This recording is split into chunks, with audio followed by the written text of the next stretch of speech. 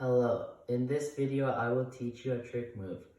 Trick moves are usually suboptimal, but they are designed to trick and confuse your opponent. This trick move is good for single-digit cube players.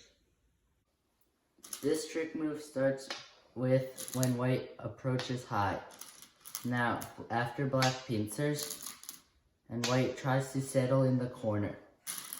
Now, black hanes usually to prevent white from living in the corner. Now, this is the normal joseki.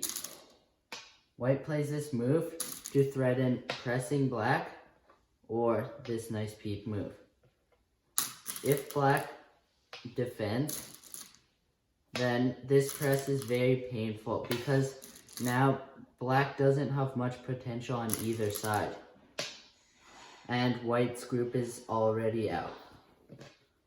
So usually, in the normal joseki, black would extend. Now, white plays here.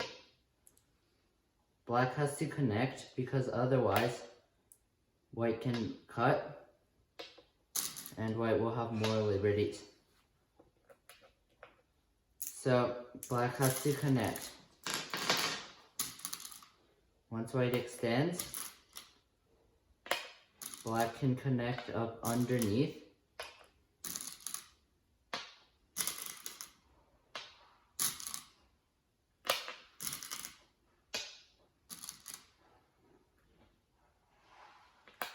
So this is the normal joseki. White gets a thick group in the center, but doesn't have many points. Black has two groups along the sides, but they're both not completely alive. And black also doesn't have many points, but black gets center. Okay, so that was the normal variation. But black decides to play a trick move. Once white attaches, black decides to bump and cut. Now, living in the corner isn't good enough for white because white will barely get 8 points and black gets a nice outside thickness.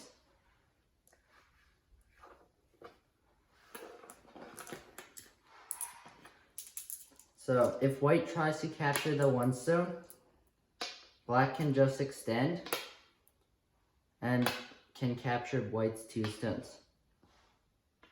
Even though white can hane to damage black's shape, since black already captured the 2 stones and white has to live, then this is good for black.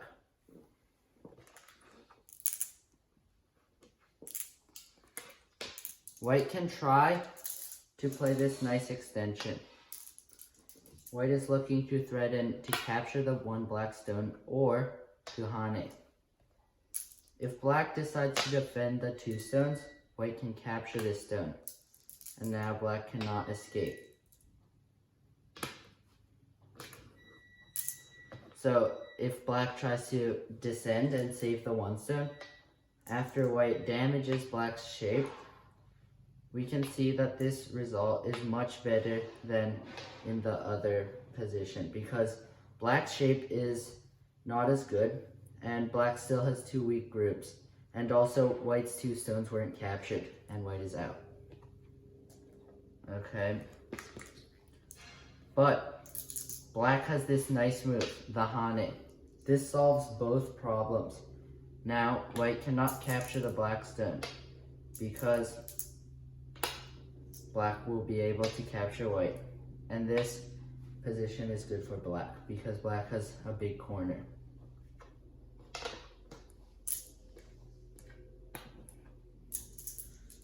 White cannot do anything to the outside, so if white tries to live in the corner,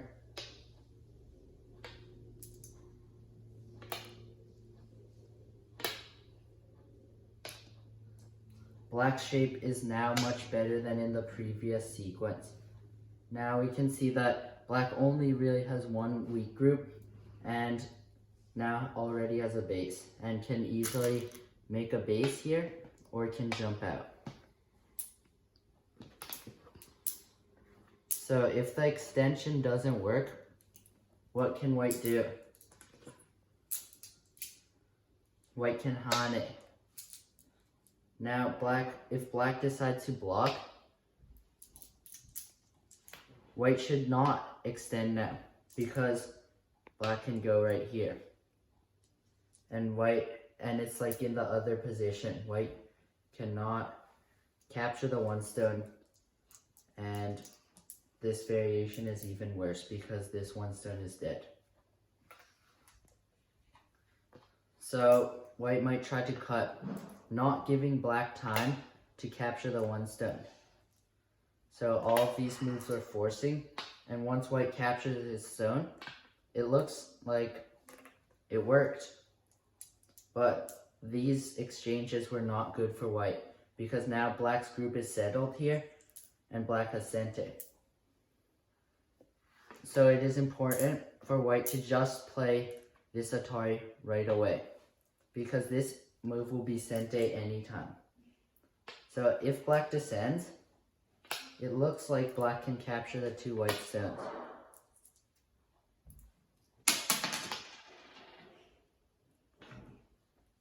But white can capture the two black stones too. So this position is good for white because white has more points than black, and white has more potential on the left than black's potential up top.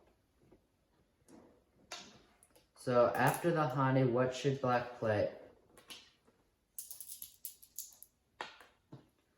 So the best move for black to play is this atari.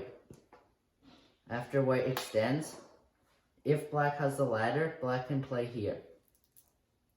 White extends, and black captures the two stones. This result is good for white because white can play a ladder breaker up at the top. And white has sent it. So if black doesn't have the ladder, then black can go down. White will also extend. Black can try to press white, but white has this cool Tasuji. Now if black descends, white will rip black's pieces. Now white can look for this A-B Miai of capturing these 4 black stones or capturing these 3 black stones. So after white plays the attachment, black has to hane.